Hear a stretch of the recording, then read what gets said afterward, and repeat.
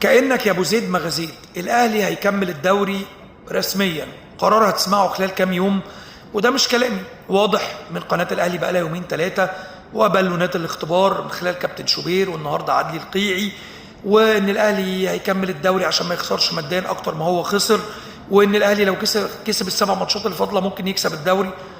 طب كان فين يا جماعه الكلام ده قبل كده؟ كان فين الكلام ده قبل كده؟ هل حضراتكم شايفين ان القرار ده افاد الاهلي ولا اضر؟ يكفي على المستوى الادبي والتريقه اللي بياخدها شايفينها على السوشيال ميديا وهيرجع في كلامه. طب وليه؟ طب وكان ليه يا جماعه من قبل كده؟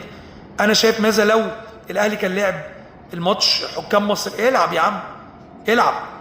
ما هي المنظومه اصلا مش هتتصلح، يعني بالقرار ده مش هيصلح حاجه في المنظومه، لان المنظومه يعني التيار فيها شديد قوي باين يعني، فما فيهاش حاجه هتتصلح.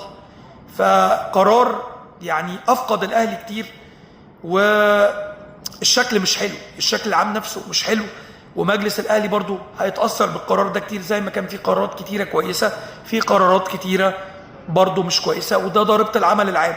انتوا حضراتكم شايفين الايام الجايه الاهلي هيكمل في الدوري رسمي ولا هينسحب؟ اكتبوا لي في الكومنتات. سلام.